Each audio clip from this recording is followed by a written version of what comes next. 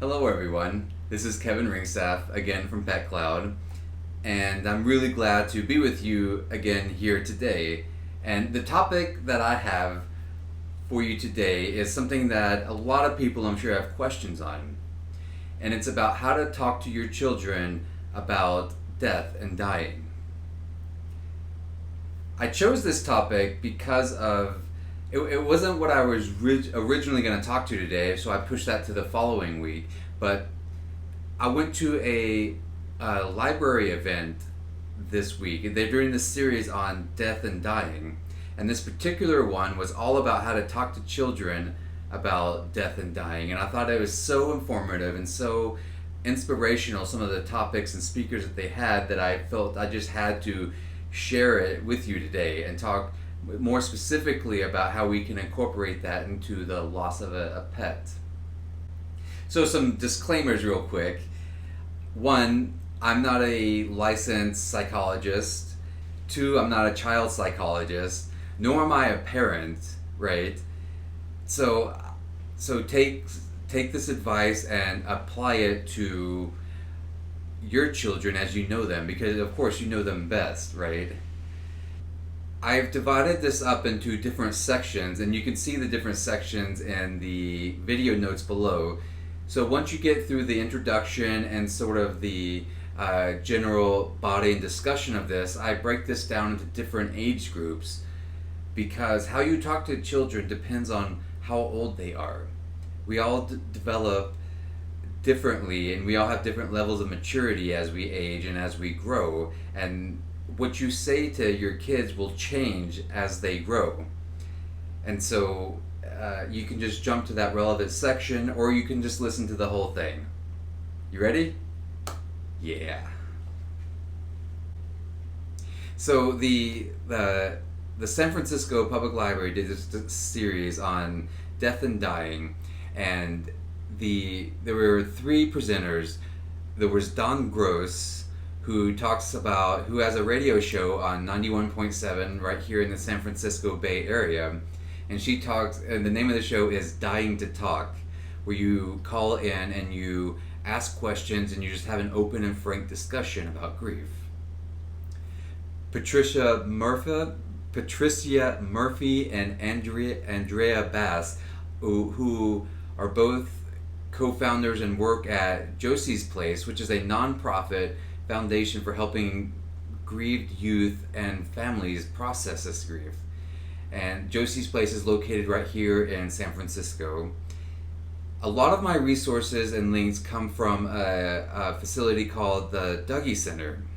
And this is based over in Portland, Oregon, and it's a pretty well-known site and resource for parents and children who are going through this kind of loss.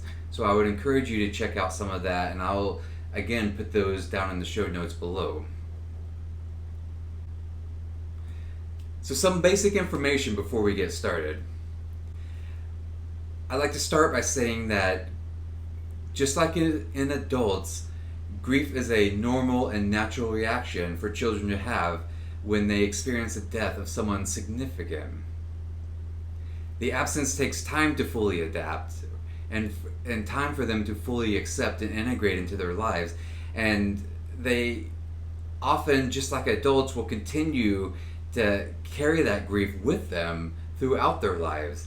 And as they go into the different developmental stages, which we're going to be talking about later, this grief can resurface, and that's normal and natural. They will experience grief over significant losses at different times throughout their lives. And again, just like in adults, our grief doesn't have a time limit. There's no finish line for grief. There's no finish line for the way that we feel, because there are some losses that we will always miss and that will always affect us in certain ways. One of the basic tenets of information that you need to know about this is when you're talking to children, they need to know the truth. You need to tell them what happened. You can tailor that message appropriately to their age group, but they need to know what happened. For instance, like if your pet ran away or it had to be euthanized, you don't say that the pet ran away. You tell them, oh, the pet was sick and he died. She died. If you have issues with this, with talking to kids about grief and watching them grieve, like, you're not alone there. No one wants to see their children cry and go through this, but there's nothing that you can do to prevent it. Your children will grieve. They'll grieve one way or the other, and there's nothing that you can do to prevent it.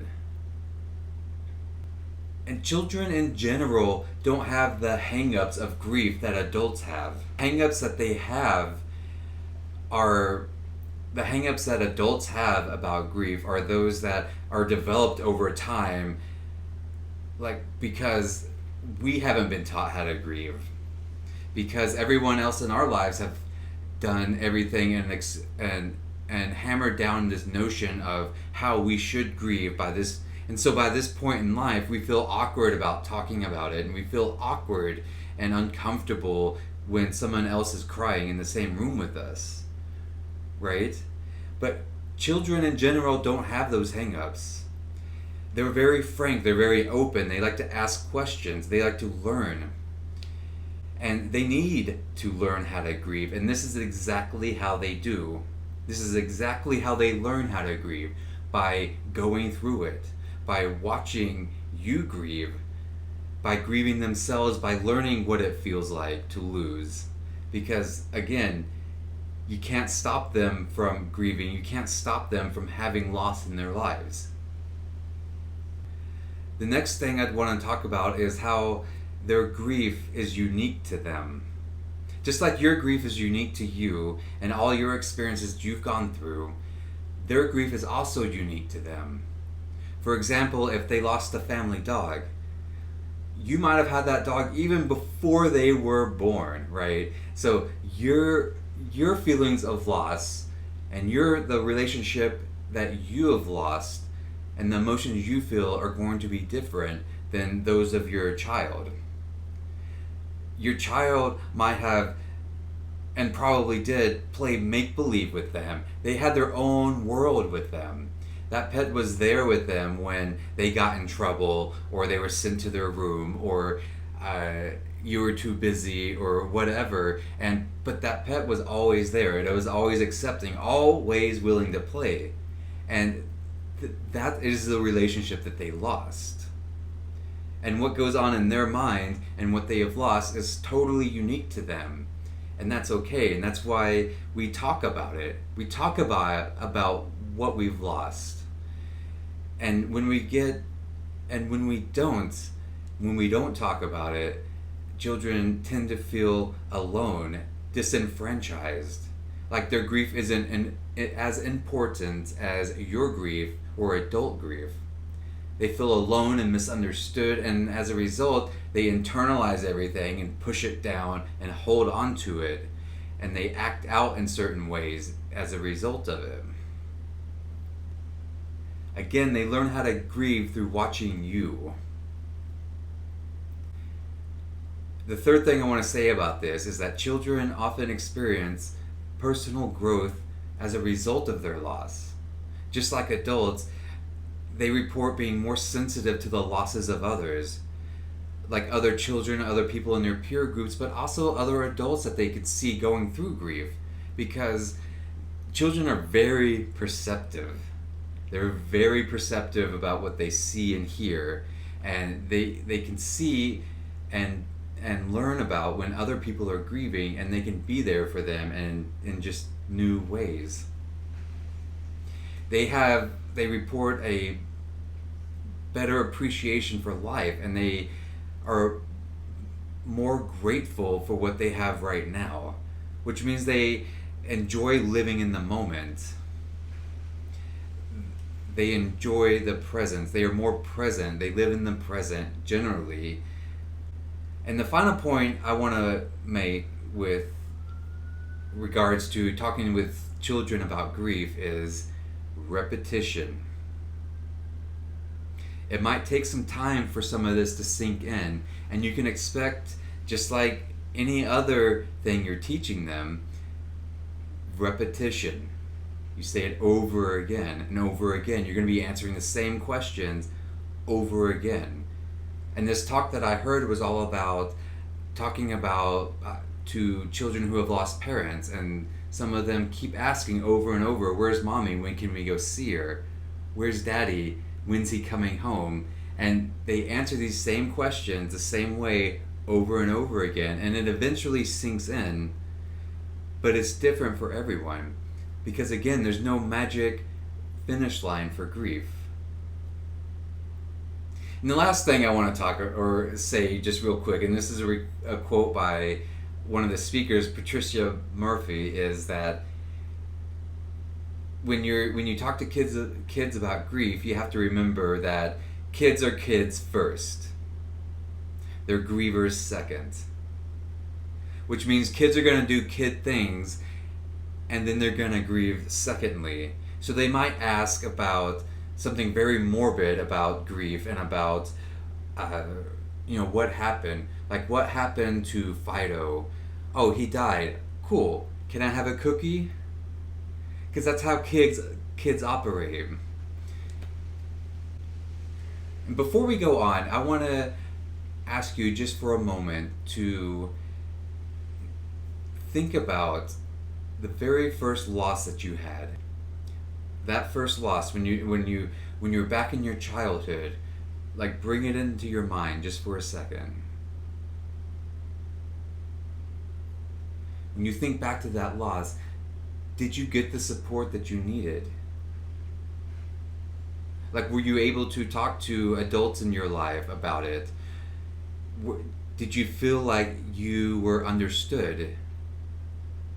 Were you able to memorialize that loss? And do you still think about it today?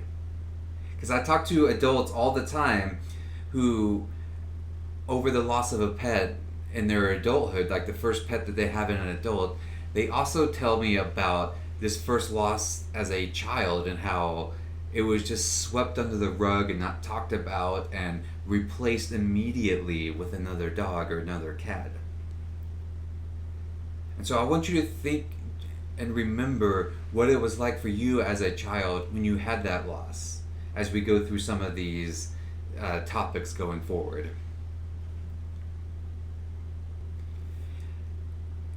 If you're watching this because your child has a friend who is grieving, this is the great time to introduce your child to grief too.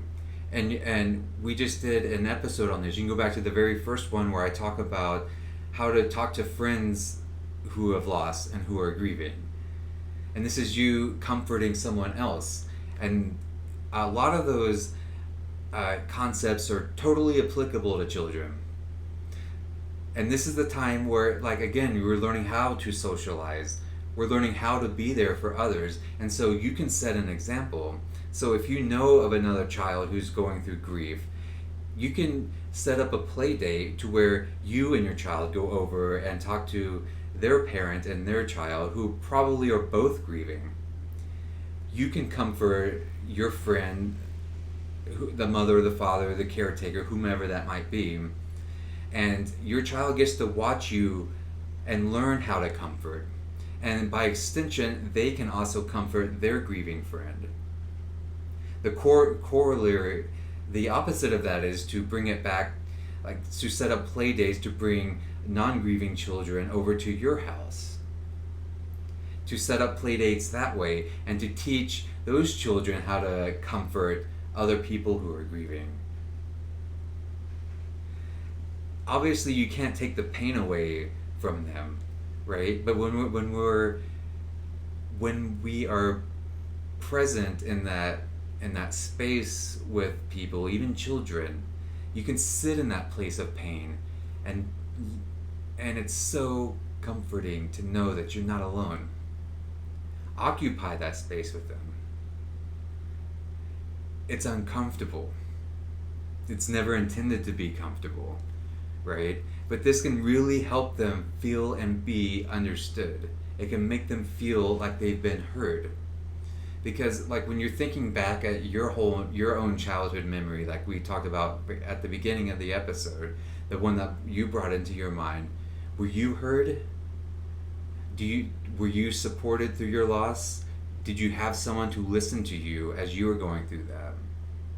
Because if you didn't, you can provide that for your child or someone else's child who's going through this. And you can teach your child how to do that and other children how to support. And it's going to become this gigantic support network. Before we get into the different age brackets, let's talk about things that are applicable to all children. Children need, just like adults, children need permission to grieve. They need permission to feel all the feelings that they have, permission to be angry, permission to be sad.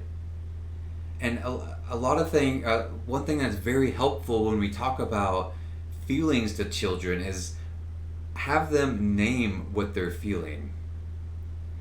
When you attach a name to a feeling, it gives it meaning. It breaks it down to something more manageable. When kids need outlets for feelings, they need outlets for their grief. And great physical outlets are sports and spending time outside in nature, hiking, anywhere outside really helps with that. For boys in particular, expressing anger is important. Screaming into a pillow, punching that pillow, or maybe a punching bag, or some sort of physical expression that doesn't harm themselves or others is a great way to get some of that energy out and just to get them talking and get them comfortable with expressing emotion in a way that is non-violent to themselves or others. Either listening to music, listening to your favorite songs, the things that remind you of what you have lost and experienced, or playing music is also great because it's an act of creation. It's an act of physical connection sometimes when you play and compose something, or you listen, and it just brings you right back to that moment that you had with them. Don't be afraid to be around the people and the places that remind you of that loss and that remind them of that loss. So if every Sunday you took the dog out to the park, keep going out to the park on Sunday. And this brings me right into my next point, and kids love being on schedules. Like, try to get them back on that consistent schedule, that predictability, that routine and sleep schedule. That consistency and security is something that a lot of kids feel they have lost when they lose and when they're grieving. They don't have that foundation anymore. There are 3 basic stages for all loss and recovery. The first is always to acknowledge the loss. Tell them what happened. Don't hide behind it. Let them talk and ask questions.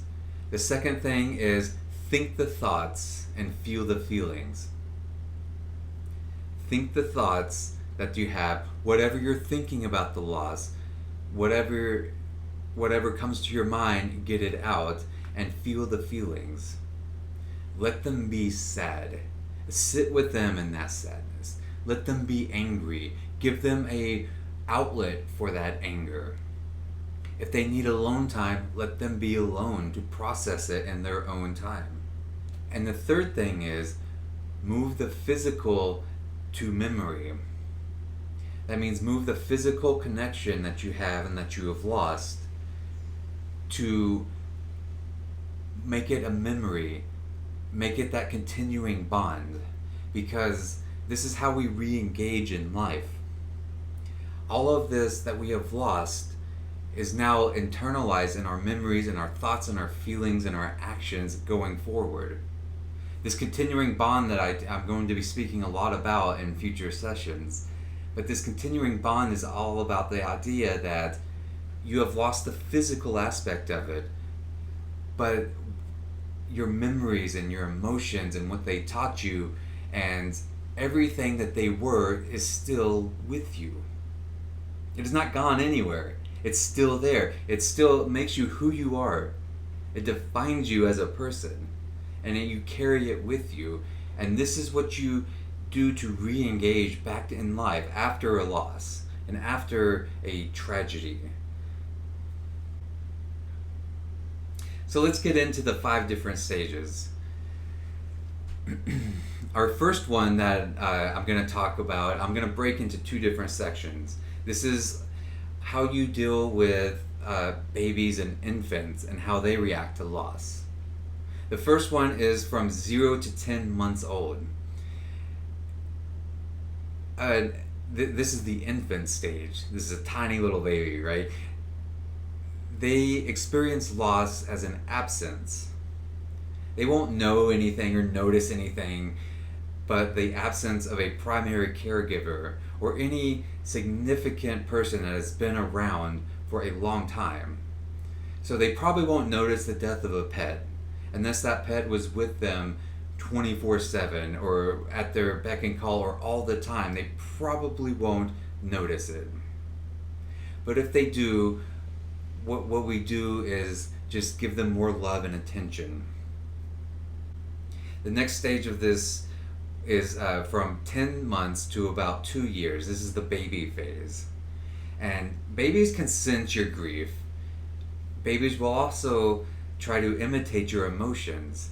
So when mommy is sad, a baby might try to be sad with his face, but he or she might not know like why they're being sad or why you're crying or what crying even means, but they'll try to imitate and follow your emotions, which is fine. So basically here your goal is to create a sense of safety and security as they go through this, because while they don't understand what's going on, they can certainly sense and feel what you feel and sense. The next stage is the toddler stage, the terrible twos, if you will, from 2 to 4 years old. So from 2 to 4 years we have toddlers, and developmentally they are very egocentric, narcissistic, if you will. Everything revolves around them. So they lack the cognitive understanding of death and death-related concepts.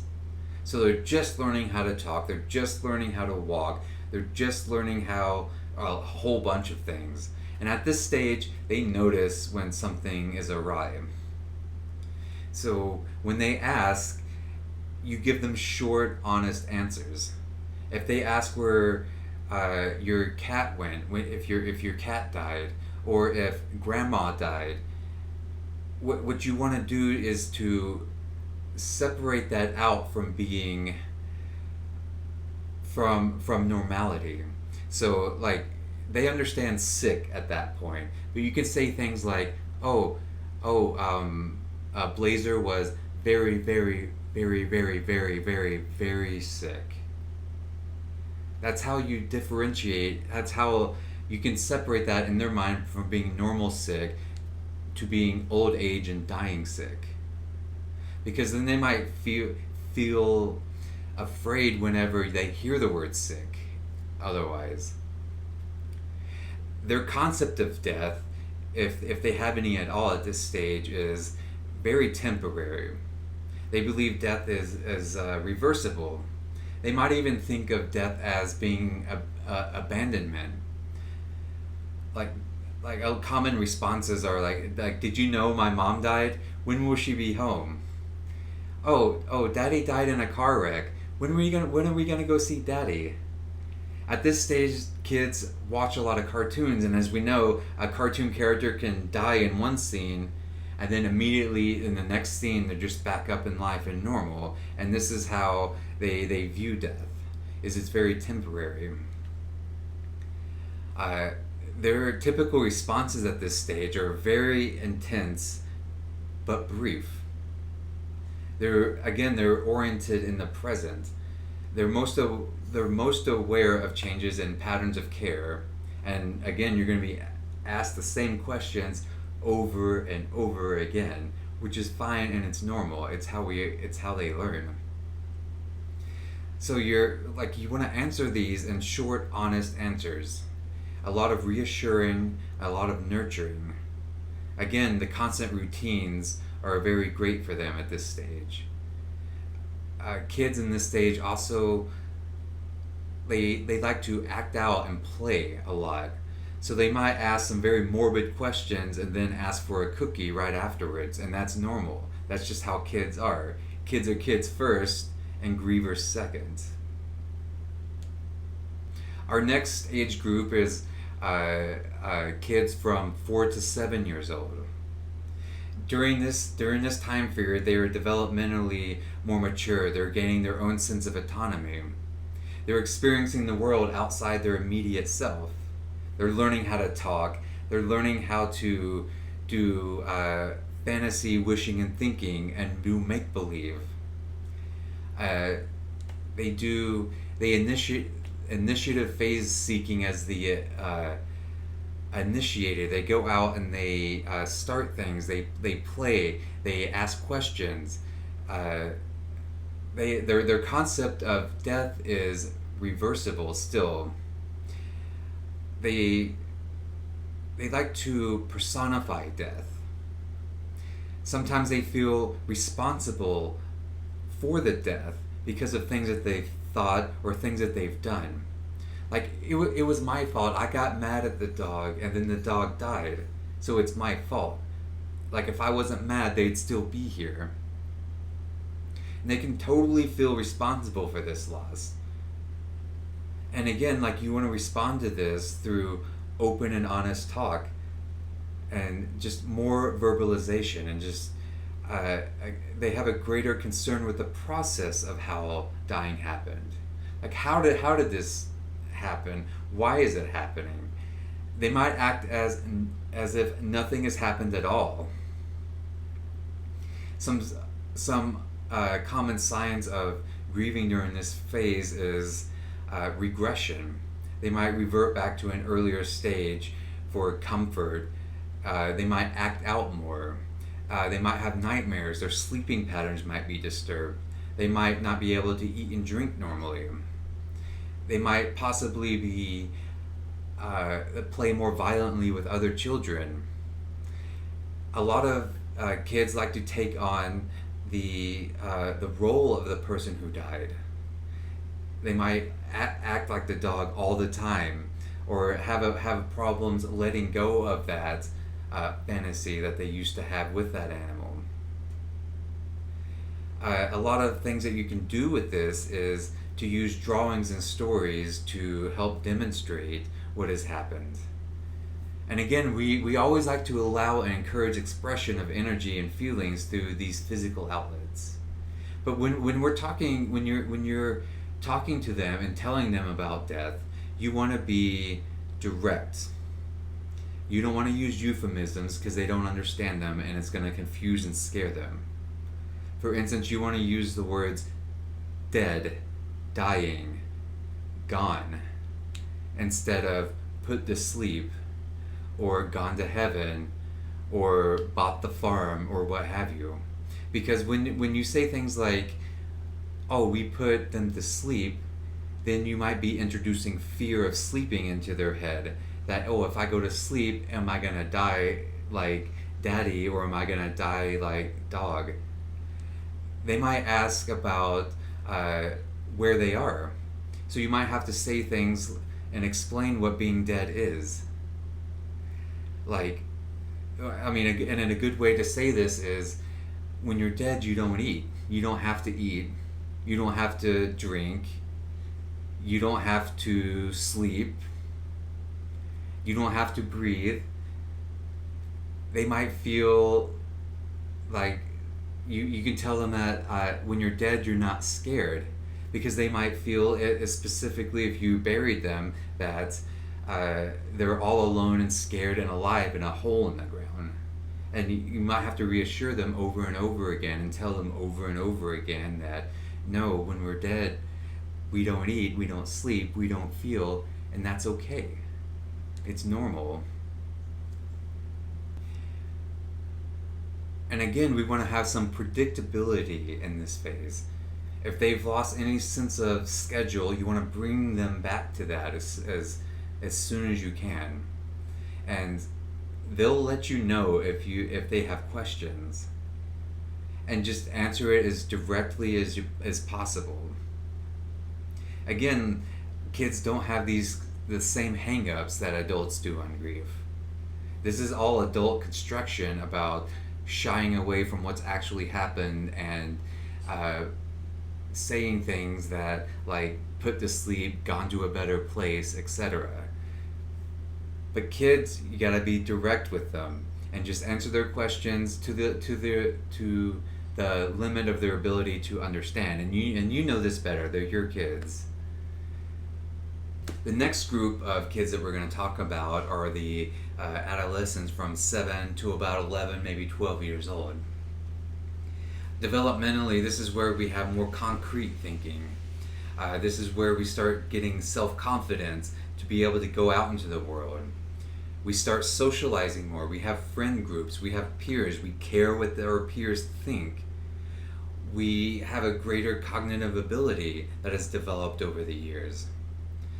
This is where we start thinking logically, and this is where we start being able to grasp bigger concepts around death, maybe even more abstract concepts. At this stage, the children generally know that death is irreversible. You don't come back from it. They might not know about the absolute permanence of it, right? But they're beginning to understand what it is to die. And that when you die, you're never gonna see them again. They might see death as punishment for something that they did. They might fear bodily harm and mutilation after you die, because again, like when to explain that what being dead is, they might understand that you might not come back from it, but they might feel that something might happen to the body, or that it might be that they might be going through pain as they're being buried. It's a difficult transition period because you're still wanting to see death as reversible, but just beginning to see it in its finality. They can view death as punishment for something that they did, like they somehow caused this death. They ask very specific questions and they desire a whole lot more detail around it. At this stage, they're also concerned with how other people are responding. They look more to you at this stage to find out how they should appropriately act and respond to their loss. They look to their peer groups. They look to their teachers, because if they go to school and they're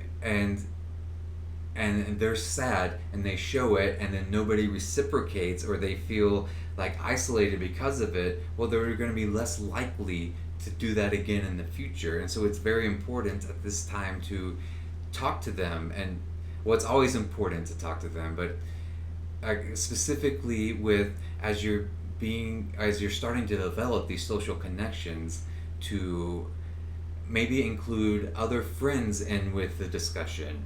Call their teacher. Let the teacher know about it, so he or she can talk to the class maybe, and talk to everyone about a little bit about death and loss. Some signs of distress during this time period are, again, regression, misbehaving, maybe school problems, and withdrawing from some of those friends that they've made. You can act out at school because you don't have an outlet for this grief. You could get in fights at school, particularly with boys, and anger, because if they don't have an outlet for it, it just sits there. That anger just sits there until somebody says something, or they get frustrated in class, or this or that, and then it just all explodes all at once. Again, this is why including teachers and other parents and children into this is such a good idea. Their sleeping and eating patterns can also be disturbed. They have an overwhelming concern with the body and what happens to it. They have thoughts for the first time about what it's like to be dead. Some have reported wanting the desire to go and join the person who died. They get confused about roles. For instance, and this is more in the loss of a parent rather than the loss of a pet. But say, like if for a boy, if his dad died, he'd want to fill that role, or a girl would want to fill the role of her mom who's no longer there. And so there's a whole lot of confusion with that, because you're still a child and but you're wanting to fill that vacant spot, and you might even feel the need. And so some interventions for this is, again, just to talk. Just answer their questions. Encourage the expression of their thoughts and feelings. Explain opinions and bring back choice into their life, because they feel like choice has been taken from them. Like, they obviously didn't choose this to happen. They didn't want it to happen. They feel like the choice was removed for them. So give them tiny little choices back into their life. Would you like spaghetti or steak for dinner? Would you like to wear the red shirt or the green shirt today? Would you like to go visit grandma this weekend, or would you like to go to the park? These choices can give more confidence back to them and more autonomy back to them, and then return some of the things that they feel that they have lost through this death and through their grief.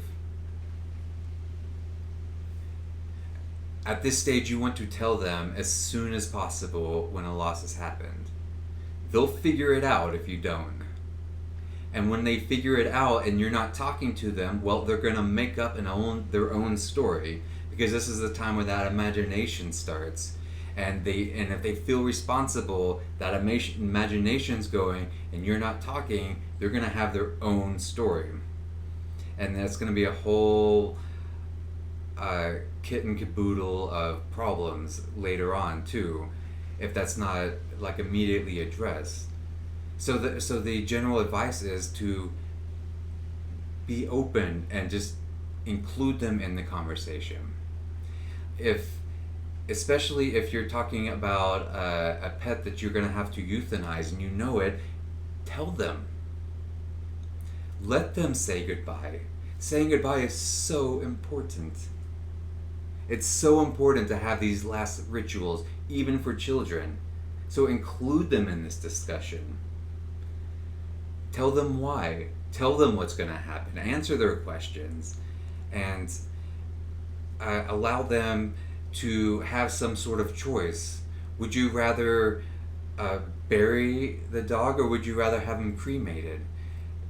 What do you want to do afterwards? Would you like to come to the veterinarian office with us and listen to what the vet says and talk to the vet? Do you want to come to the crematorium with us to watch what happens? But allow them that opportunity to say goodbye. Also, this is where you get to start telling them what you personally really believe happens after you die. This is where you can incorporate your religious views into it, your moral and ethical viewpoints about what happens afterwards. And this is totally subjective to you and your family. Right? Tell them what you believe, what you really believe. Tell them what happens afterwards, and answer any questions that they have as openly and honestly as you can. The last group we're going to talk about are teenagers, 12 years old to about 18 years old-ish. And everyone knows the many myriad problems that accompany teenagers and growth during this period. And experiencing grief during this period is especially hard. Developmentally, children at this stage have formal operational problem solving, right? They are capable of abstract thought. They know who they are, and that's integrated into their lives. But at this time, they are neither children nor adults. This can be really isolating. They have a tendency to act out. They at this time they turn to the internet and their peer groups more than they do you, because they care so much about what other people are thinking, how other people view them. And so they might turn to their peer group more than they would you, or the internet or Snapchat more than they do you, and that's normal. So we can break the teenagers down into like 3 different groups. The first one is the 12 to 14 year olds, because at this stage 12 to 14 year olds are very self-conscious. They can become withdrawn and very private when grief happens, because it's not something that you see every day in a classroom. And so no one likes to be out of the pack at this stage. And so when they do, they might just go inward and not want to talk about it at all. 15 to 16 year olds feel like they are invincible, that nothing can harm them, and they have very risky behavior at this time. They might engage in fast driving, sex, drugs, and alcohol at this time. 17 to 19 year olds are practically adults at this stage, and they're more able to talk about death and about the long-term implications of death and how it affects them and how grief affects them and those around them. During this phase, all three different periods, all 3 different groups have a more adult approach. They're more able to abstract and talk and conceptualize death. They work at making sense of some of the teachings that they've been taught, like what happens after death. And these are things that you have taught them over the years, and they have learned through their peers over the years. They understand death. They understand that it's irreversible, and that it's permanent, and that there's no coming back from it. Their grief responses are very similar to adults in that they have extreme sadness, they have denial, they have regression. Again, they're more willing to talk to people outside of the family. They mourn traditionally, like they mourn in a traditional sense, as in like the same way adults do at this time. Some signs of distress, how to recognize it, is depression. They have lots of anger, which is often might be directed at you. They often direct their anger at parents, caregivers, teachers, anybody in that kind of authoritative position. They can have suicidal thoughts during this period, non-compliance, acting out, rejection of former teaching. Again, with the role confusion, they might have to take on roles and responsibilities if that loss is something other than a pet, like a parent, a family member, provider. What you want to do during this time is, again, just encourage verbalization. Just talk with them, sit with them, give them more choices, give them more authority, introduce that back into their lives. Encourage some self-motivation, and listen, be available. Be available always. No matter how tired you are, no matter what kind of day you've had at work, if they want to talk, make the time to talk. Don't attempt to take the grief away. Don't attempt to minimize it. Don't attempt to fix it, because you can't. You can't take it away. There's nothing you can do and say that will fix it. right? And so what we just want to be present with them again. Like, you can't take it away, but you just sit in that place of pain with them and let them know they're not alone. This is very isolating at this time, because if you can't talk to, if you're rebelling against your parents, you can't talk to your friends about it because you're worried about, social isolation there. You just internalize it all, and it can be very isolating. And so if they're willing to talk, sit with them. You don't even have to say anything. If you don't know the answers to questions, be honest. Say, I don't know. Don't try to fix it. Occupy that space with them. It's uncomfortable, but this is something that can really help them feel and be more understood and make them feel like they've been heard. You can provide them with other support, and again, and lastly, like, remember that by not talking about it, if you don't talk about it, they're still going to feel it. If you talk about it, they're still going to feel it. So talk about it. Thank you everyone for watching our episode today. Again, I'm Kevin Ringstaff with Pet Cloud, and I've created a bunch of activities that are around this that I'm going to be posting on our website, so I would highly encourage all of you to come and check all those out. And I'll put the links to those in the show notes below. But for access to a free online PDF grieving activity that I've created specifically for you to do with your children and for your children to do by themselves, please like or follow our YouTube channel or sign up for our email mailing list, and I'll create and send that out to you.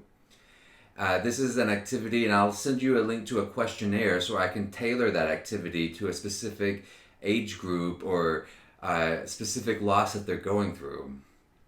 If you have any activities that have specifically helped you and your children and your family process their griefs, please tell us in the comments below. We always like to know and learn about how to create and help other people through their grief. As always, please leave your comments in the space below and tell us what worked, tell us what didn't work, and let us know, because we're all in this grief boat together. Thank you, and we'll see you next week for our next episode, which I'm pretty excited about.